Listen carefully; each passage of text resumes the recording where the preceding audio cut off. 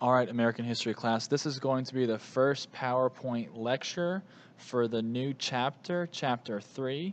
The title of this first PowerPoint lecture is going to be American History Unit 1, Lecture 5, Life in England's Colonies. All right, North versus South. So in England's colonies, the 13 original colonies over here in the present-day United States, you can divide up the colonies into many different ways. Before, in the first chapter, I kind of divided up into New England colonies, middle colonies, and southern colonies. For the sake of this PowerPoint slide and this slide right now that we're on, we're just going to divide them up into the northern colonies and the southern colonies. So the northern colonies have a very diverse economy. Last chapter we talked about different things that people did to make money in the New England colonies. They were into commerce and trading. They might have been into shipbuilding. They might have been into fishing. So the northern colonies had a very diverse economy. Like I said before, based on trade and shipping, they did indeed have small independent farms, okay? It's, the farms in the north just were not large-scale plantations, which we'll talk about in the southern colonies. They did have small farms where people grew, crops, wheat, corn, those things. And public land, or the public areas, is where more towns started to develop. And you see big cities will then develop along the coastline, and you do see small towns start to pop up throughout the northern colonies. In the southern colonies, their economy is based upon agriculture. I think we talked a lot about that last chapter, and that's going to continue into this chapter. So a lot of cash crops, farming, agricultural development in the South. Plantation owners were the most dominant people in society. They were in the upper class, okay, in the South, whereas in the North you have more of your businessmen or company owners were at the top of society in the North, in the northern colonies at that time. And we do see a growing slave population in the South, obviously, to help boost this agricultural economy.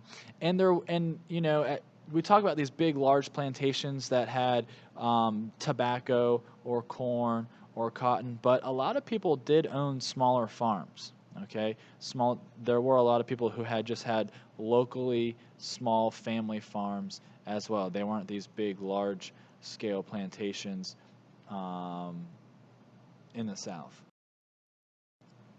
Industries, some of this is kind of repeat, but industries in the North: shipbuilding, ironworks, lumber, trade, and very few slaves in the North. In the South, key cash crops were rice, tobacco, indigo. Indigo is actually a plant. Obviously, you might think of it as the color indigo, which is like a purple color, but this plant is called indigo, and it does produce a colorful purple dye that people would use to color clothes, blankets, rugs, those things. And cash crops, these cash crops like tobacco, rice, corn, cotton, required intensive slave labor. All right, so we see typical big, large-scale plantation houses, were scattered throughout the large cities in the South. All right, let's talk about the lives of women. So let's talk about the lives of northern women. So they had no legal rights, okay? Only single women, or those who were widows whose husband had died, could actually own property. So if you were a married woman in the North at the time, in the English colonies, in the 13 original colonies, you couldn't own property.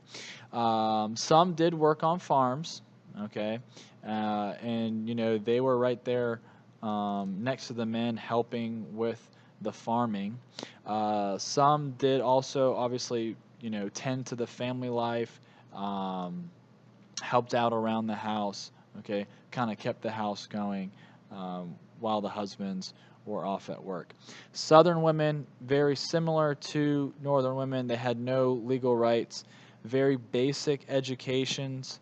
They would go to school for a certain time, and many of them worked hard, on the farms or with the family business, whatever it may be. And like I said before, a lot of them obviously did tend to family life, and motherhood was an essential part of their life in the South. All right, so slavery in the colonial South. Um, so a unique culture develops among the enslaved West Africans that come over to the colonies. So we see this combination of their African traditions that they bring over to the colonies, mixed with English, with the British English influence. We see storytelling, dance, song, and religion start to intertwine with these enslaved West Africans over in the colonies. There were various means of resistance that occurred in the colonial South by the enslaved West Africans. One of the first outright rebellions that was recorded in history in the colonies was the Stono Rebellion of 1793. And it did fail, and like most other rebellions, they were unsuccessful. So that little placard there, um, the picture, it says the Stono Rebellion in 1739 was the largest slave insurrection in British North America. It began nearby that marker on September 9th, 1739. About 20 Africans raided a store near Wallace Creek, a branch of the Stono River, taking guns and other weapons. They killed 2 shopkeepers. The rebels marched south toward promised freedom in Spanish Florida, waving flags, beating drums, and shouting um, liberty. So that kind of goes back to what we were talking about in the 13 original colonies. Um, the state of Florida at this time was controlled by the Spanish, and the Spanish had actually outlawed slavery at this time in 1739, excuse me, and these slaves were trying to escape and get from South Carolina to travel from South Carolina through Georgia into freedom in Spanish Florida. Okay. All right. So let's talk about the English policies and their effects. So how did England profit from the colonies? Well, the simple answer here would be the term mercantilism. So mercantilism can be defined as an economic system where nations try to achieve a positive trade balance, accumulate wealth, and expand in power and influence. I would like for you guys to also note in your notes, I want you to write down this mathematical equation that deals with mercantilism. Okay? Your exports, you can write the word exports, then write the symbol greater than. All right, so the greater than sign should be towards exports, and then on the other side of that greater than symbol should be the word imports. Okay, so think of it this way. If you think of it as a country, or in this case as a colonies, the colonies were part of Great Britain at the time, you as a country want to export or sell more things than you import or buy. Okay, if that makes sense. Think of it as you as a person, okay, if you're a business person, okay, or if you're just, you as a human being. You want to, sell more things. If you're a business, you want to sell more things than you buy, okay? Someone gets you have a job and you get a daily and you get a wage or you get a salary, okay? So you get a set number of dollars. If you spend all of your money, or if you import or buy a lot of things, clothes, TVs, video games, and you spend all your money, then that's it. You have no more money to spend, Okay, so you have to, if make more money. Obviously, if you want to buy things, but you can't just spend it all on something. Countries have to, make money, so they have to sell or they have to export. I mean, obviously, everyone needs to buy some things, whether it's a need or a want. Okay, but that equation can kind of hopefully give you a good visual on what mercantilism is. So, mercantilism, colonies supply raw materials and become a market for finished goods. So, what are raw materials? Like I've said before, raw materials are lumber, is tobacco. And then what are those raw materials turned into? Well, the tobacco is obviously turned into the tobacco that they smoke.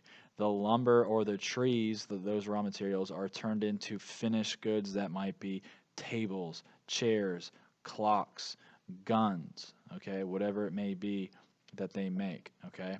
Now, in order for England to control the colonies, they produce or they write a series of acts, or what we will later know as taxes. And I'm sure no taxation without representation will be coming here shortly. But one of the first laws or rules that the English, that Great Britain puts on the colonies, is what is called the Navigation Act. And this was a rule on how colonies trade. All right, so the first bullet point, or number one underneath Navigation Act, says certain products can only be sold to England.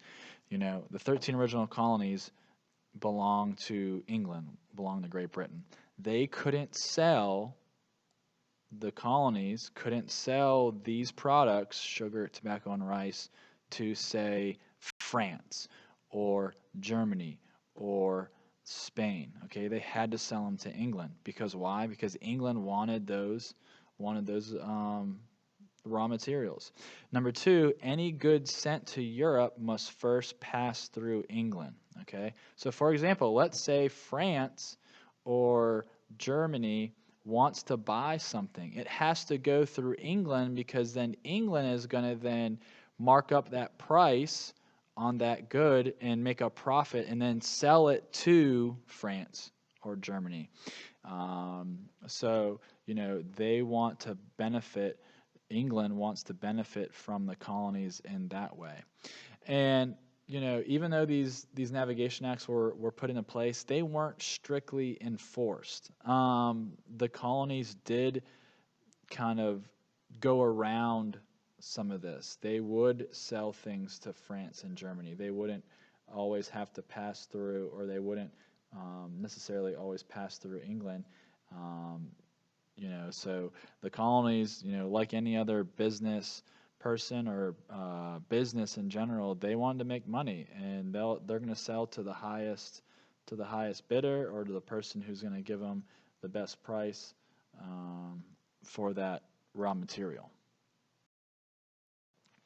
All right, so some things that are happening in England during the 13 original colonies. In 1688, there is something called a glorious revolution. So a revolution means there's a change. So in England, King James II is replaced by William and Mary in a bloodless revolution. So revolution, when you think of like the American Revolution, you think of a war and fighting and shooting.